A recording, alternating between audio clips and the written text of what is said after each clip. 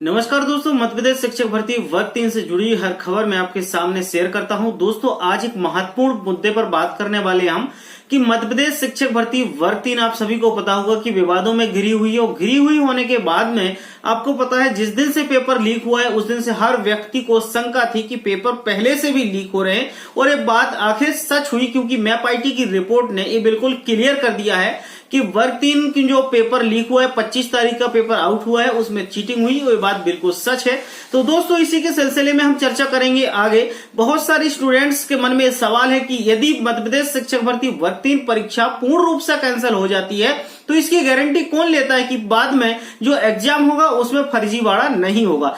दोस्तों, आपको पता होगा इसमें बहुत सारे सवाल खड़े होते हैं कि आखिर परीक्षा 25 तारीख की कैंसिल होना चाहिए या पूरे महीने जो पेपर चले उस सारे पेपर कैंसिल हो जाना चाहिए, या फिर ये पेपर कैंसिल हो जाते हैं तो भैया इसका जो खामियाजा है वो कौन भुगतेगा, इसका खर्चा कौन उठाएगा, या फिर पर्टिकुलर उस व्यक्ति को पकड़ा जाए जिसका रोल नंबर दिख रहा है, या फिर इस पूरी टीम को पकड़ा जाए जो इस टीम इसमें इन्वॉल्व है। इस सारे सवाल मध्य प्रदेश शिक्षक भर्ती वर्ग 3 में खड़े हो रहे हैं। और आपको पता है व्यापम के लिए कोई नई बात नहीं है, ना कोई पहली बात है। व्यापम घोटाले से पहले से भी करते आया है और कर भी रहा है और मुझे ऐसे लगता है कि आगे भी करेगा, क्योंकि देखो कहते हैं व्यक्ति का सब कुछ बदल जाए लेकिन चरित्र नहीं बदलता है। यदि व्यक्ति के चरित्र में एक बार कहीं दिक्कत है तो वो बार बार वही काम करेगा, और यदि किसी व्यक्ति को अपना चरित्र बदलना है तो वो खुद बदल सकता है, ना कि दूसरे।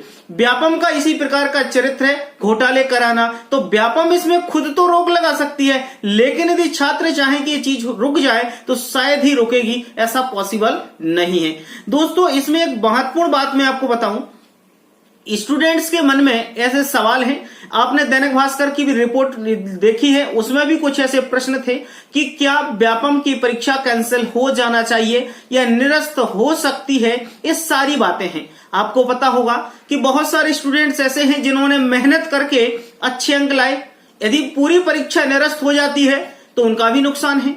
कुछ स्टूडेंट्स ऐसे हैं जिन्होंने पढ़ा नहीं है और वो फेल हो गए, अब वो इस चक्कर में है, इस जुगाड़ में है कि परीक्षा कैंसिल हो जाएगी, निरस्त हो जाएगी तो हमें दोबारा मौका मिल जाएगा। अब कुछ लोग इस चक्कर में भी हैं कि भैया परीक्षा निरस्त ना हो, क्योंकि उन लोगों ने 10-11 लाख रुपए पैसे दिए हैं, उनके पैसे फंस जाएंगे, पैसे तो फंस जाएंगे, साथ में उजागर हो जाएगी तो भी आफत हो जाएगी। तो इसमें दोस्तों क्या है, इसके तार बहुत दूर दूर तक जुड़े हैं। मैं आपको बता दूं, एमपी में अकेले नहीं जुड़े, एमपी के अलावा भी जो आसपास के राज्य वहां से इसका पूरा कनेक्शन है।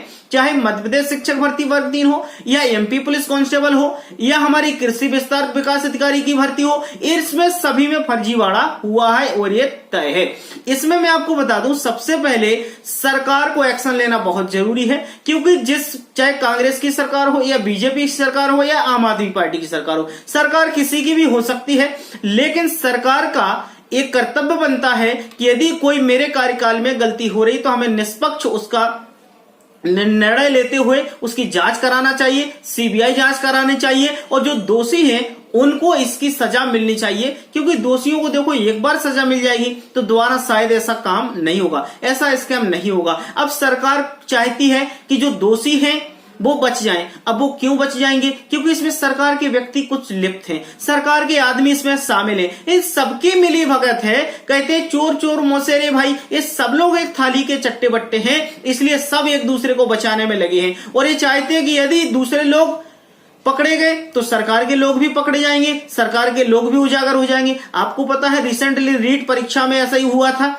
राजस्थान में, जिस परीक्षा सेंटर से पेपर लीक हुआ था उसकी मान्यता रद्द कर दी गई, स्कूल को बंद कर दिया गया। तो क्या ये चीजें एमपी में नहीं हो सकती है? एमपी में भी जांच हो सकती है भैया। एमपी में तो आपको पता है बीजेपी की सरकार है और सभी जगह बीजेपी की सरकार है, वहां तो कांग्रेस की सरकार थी। यदि यही केस सरकार जो कांग्रेस की होती या बीजेपी की ना होती तो क्या बीजेपी वाले नहीं बोलते? आज कांग्रेस वालों को भी बोलना चाहिए, सपोर्ट तो करना चाहिए कम से कम छात्रों का। तो दोस्तों, मेरा ऐसा सोचना है कि परीक्षा एक्चुअल में निरस्त करना ये पूर्ण सॉल्यूशन नहीं है। सबसे पहले तो एक काम करना चाहिए मेरे अनुसार, आप यदि इस बात से सहमत हो तो कमेंट बॉक्स में लिखिएगा। सबसे पहले सीबीआई की जांच करानी चाहिए। सीबीआई जांच कराने से क्या होगा, जो गलत कार्य करने वाले लोग हैं, जिन्होंने स्कैम किया, वो पकड़े जाएंगे। सीबीआई में जो स्टेट लेवल के लोग हैं उनसे बिल्कुल भी नहीं कराना चाहिए। जो सीबीआई सेंट्रल गवर्नमेंट के लोग हैं उनसे कराना चाहिए। आपको पता होगा कि जो मध्य प्रदेश हो या अदर राज्य हो, वहां की पुलिस पूरा प्रशासन जो है वहां की जो स्टेट गवर्नमेंट होती है उसके अंडर में काम करती है। तो स्टेट गवर्नमेंट का कोई व्यक्ति उसमें होना नहीं चाहिए। सीबीआई जांच होना चाहिए। सीबीआई जांच के बाद इसकी पूरी जांच पड़ताल होनी चाहिए। मैं पार्टी ने जो रिपोर्ट दी उसको सभी के सामने रखा जाना चाहिए, सभी को बताना चाहिए, सभी स्टूडेंट्स के सामने आनी चाहिए। वो बात आएगी तो सभी को समझ में भी आएगी कि व्यापम ने क्या काम किया है, मैं पार्टी ने क्या रिपोर्ट दी है, सभी को पता तो चले। अभी तो सिर्फ दैनिक भास्कर के माध्यम से सभी को पता चल रहा है कि मैं पार्टी ने रिपोर्ट दे दी है और मैं पार्टी ने बताया है कि इसमें फर्जीवाड़ा हुआ है, इसमें चीटिंग हुई है। ये बात तो सभी को पता है, लेकिन एक्चुअल में लिखा क्या है वो भी तो बताओ भैया, सारी चीजें बताओ। यदि आप निष्पक्ष तरीके से जांच करना चाहते हैं और आप कर रहे हैं सही तरीके से मामले की जांच, तो आपको ये जो एविडेंस है स्टूडेंट्स के सामने और आपको पब्लिक डोमेन में रखना चाहिए, बताना चाहिए, तो ज्यादा अच्छा रहेगा।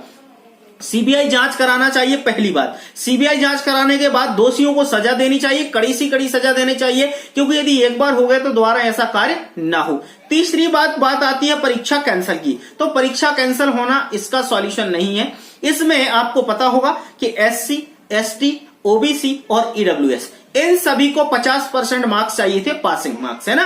पासिंग मार्क्स मतलब 150 में इनको चाहिए थे सिर्फ 75 नंबर, जनरल को चाहिए थे 90 नंबर। तो मेरा ऐसा सोचना है, मेरा एक पर्सनल सुझाव है, यदि आपके भी कोई सुझाव हो मेरे इस वीडियो से रिलेटेड तो जरूर मुझे एक बार बताइएगा। मैं चाहता हूं कि SC, ST, OBC और EWS इन सभी भाई बहनों को 50 नंबर 75 नंबर पास होने के लिए चाहिए थे, 50%। तो जितने स्टूडेंट SC, ST, OBC में 75 नंबर लेकर आए हैं उन सभी को 75 नंबर से लेकर 76, 77 इस सभी के ऊपर सभी को दोबारा पेपर देने का मौका दिया जाए। लेकिन जो 75 से नीचे 74, 73 है इनको नहीं दिया जाना चाहिए। और जनरल में जो 90 से ऊपर है, 90, 91, 92, 93 इन सभी को मौका दिया जाना चाहिए, 90 से नीचे वालों को नहीं दिया जाना चाहिए। कहने का मतलब ऐसा है कि आप इसमें एक फिल्टर लगा सकते हो और फिल्टर लगाने के बाद आपको एग्जाम कराने में आसानी होगी और बहुत ही बढ़िया होगा। और आपके पास जो कहते हैं क्रीम, जिसको मलाई बोलते हैं, वो मलाई आपके सामने छट के आ जाएगी। आप इस सभी को क्या कर रहे हैं, छाछ के चक्कर में सभी को छानने में लगे हो, ऐसा ना करें। आप लोग जिनको 50% चाहिए, यदि उनके 50% मार्क्स आए हैं तो उनको एग्जाम दोबारा दें। जिनको 75 मतलब 60% चाहिए, उनको 60% आए हैं तो उनको दोबारा एग्जाम दें। जिसके 60% से नंबर कम आए हैं, जिसके 50% से नंबर कम आए हैं, उनको एग्जाम देने को ना दें। आपके पास बोझ कम हो जाएगा, सरकार के पास भी बोझ कम हो जाएगा, जिस उसने एजेंसी ने एग्जाम कराया है उसके पास भी लोड कम हो जाएगा। उसको पता है कि अब मुझे निष्पक्ष तरीके से काम करना है, तो इतनी भीड़ को लेकर क्या करना है। तो भैया आप इसमें से अच्छे लोग छांट लो, अच्छे लोगों का एग्जाम करा लो। तो मेरा आप सभी से एक निवेदन है, मैंने क्या कहा कि सीबीआई जांच होनी चाहिए, दोषियों को सजा मिलनी चाहिए। इसके बाद 50 और 60% का रेशियो बनाओ। इसके नीचे जिन व्यक्ति को उनको एग्जाम ना दिया जाए, बाकी सभी को एग्जाम देने दो। आपके पास मलाई भी छट के सामने आ जाएगी और आपको हकीकत सबकी पता चल जाएगी। और जिन लोगों के 10-10, 12-12 लाख डूब चुके हैं उनके पसीने छूट जाएंगे और वो घरों से बाहर निकलने लगेंगे, तो वो भी सच्चाई पता चल जाएगी। आपको पहले तो ये पता होनी चाहिए कि जिन लोगों ने पैसे दिए उनकी लिस्ट क्या है, कितने लोगों ने पैसे दिए, कितने लोगों ने कालाबाजारी की है, उनको सब कुछ सामने लाओ, जनता के सामने खड़ा करो भैया। क्योंकि व्यापम के चरित्र पर सवाल उठ रहे हैं। मैं आपको पहले बता चुका है, व्यक्ति का चरित्र यदि खराब हो तो वो कभी भी चरित्र अपना नहीं सुधार सकता है। यदि चरित्र सुधारेगा तो वो खुद, ना कि दूसरे। तो दोस्तों ये वीडियो मैं आपको समझाना यही चाह रहा था कि बहुत सारे लोगों को ये लग रहा है कि परीक्षा पूरी निरस्त करा दो, कुछ लोगों को लग रहा है परीक्षा निरस्त ना कराओ, क्योंकि बहुत सारे स्टूडेंट्स ऐसे जो मेहनत करके दिन रात मेहनत की अच्छे नंबर लाए हैं, उनका भी नुकसान हो सकता है। इसलिए कोशिश करें कि इसको सभी लोग सहमति से, सहसम्मति जिसे बोलते हैं, उस तरीके से कार्य करें। कार्य करने के बाद अपनी सलाह और राय सबके सामने रखें। उसके बाद इसका सरकार को निर्णय लेना चाहिए और सरकार का दायित्व बनता है कि निष्पक्ष तरीके से जांच करें।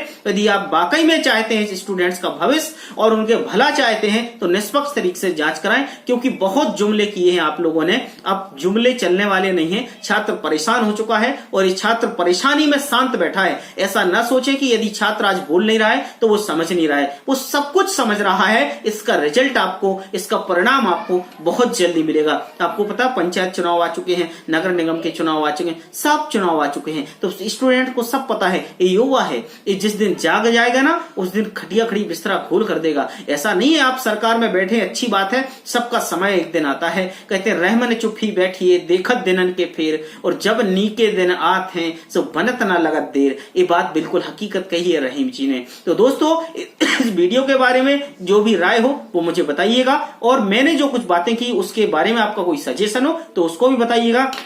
जब तक के लिए नमस्कार, अपना बहुत ख्याल रखिएगा, अच्छे से रहिएगा। God bless you.